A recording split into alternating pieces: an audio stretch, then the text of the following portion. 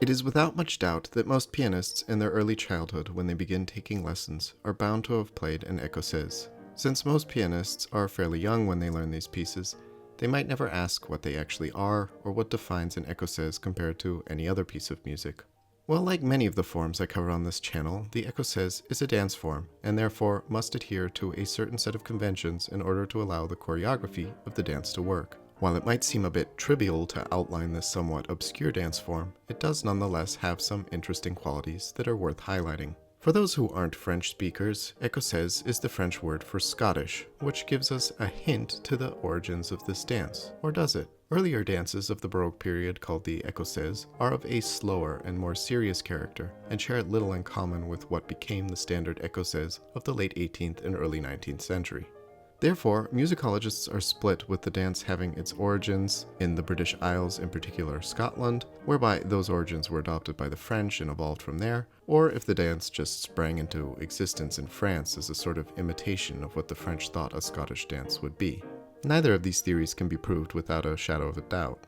While it would surely be an interesting topic to delve deeply into the exact origins of the Écossaise and to follow its development throughout the 18th century, I will focus on the standard form the Écossaise adopted when it became an extremely popular social dance among the bourgeois of metropolitan areas of Germany and the Austrian Empire, especially in Vienna at the beginning of the 19th century. It is for this very reason we have several Écossaises written by Beethoven and Schubert.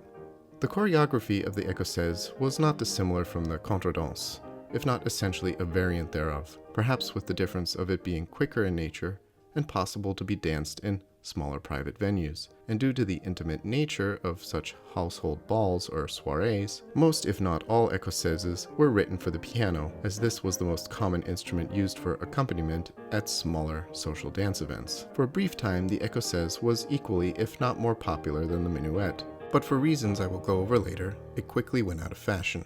So what defined the Viennese Écossaise of the late 18th and early 19th century? Well, firstly, they are written in 2/4 time, and were to be performed in a quick and energetic tempo, without an upbeat. It should be noted that Chopin uses an upbeat in his Écossaises, but these are very atypical and highly ornamented compared to the generally simple musical structure of Viennese Écossaises.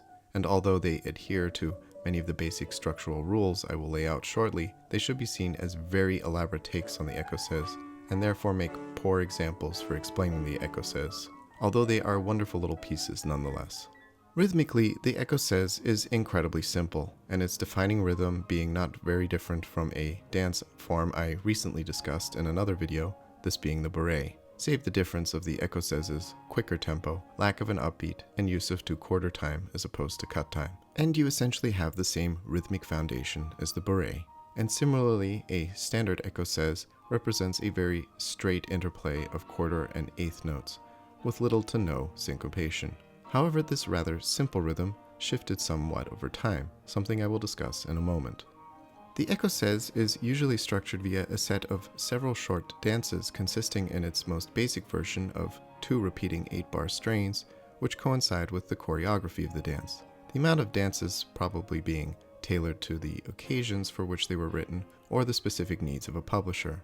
Within this mold, composers could experiment somewhat, such as extending an 8-bar strain to 16 bars with or without a repeat, or playing with repetition as Beethoven does in his Ecossaise Werke ohne Opus Nummer 83 in E-flat, where every dance ends with the same strain.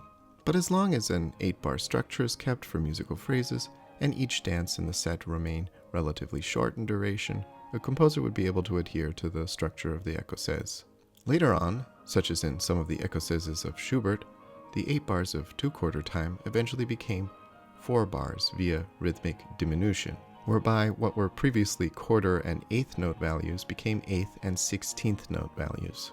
The sound, tempo, and feeling of the dance did not, however, change, just the economy with which it was put to paper. However, this new rhythmic writing convention, as well as some of the accompaniment patterns that started to develop towards the end of the Écossaise's popularity as a social dance, were quickly picked up in the music of the polka, which shares many similarities, and therefore bits of the Écossaise's markers were absorbed into the polka as it rapidly surpassed the Écossaise in popularity. In a way, one could almost anachronistically call the Ecossaise a sort of proto-polka, and considering the polka originated within the Austrian Empire in Bohemia, and not in Poland as some mistakenly believe, it is suggested bits of the musical markers of the Ecossaise were applied by composers familiar with the then wilting Ecossaise to the blooming social dance and musical style of the polka.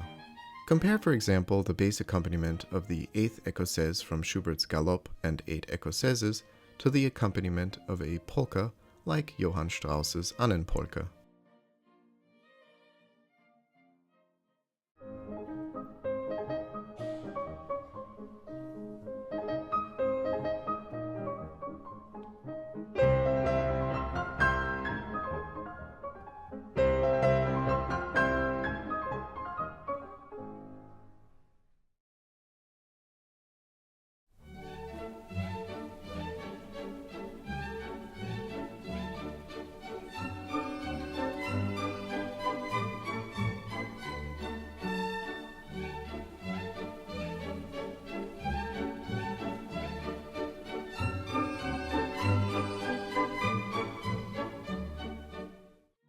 As always, this overlooked and mostly forgotten dance form might have given music a great little accompaniment structure that is used not just in polkas, but also in march music, and even later in American ragtime and stride music. Perhaps it's a stretch to make this connection, but considering the popularity of the polka in the 19th century, it's entirely possible.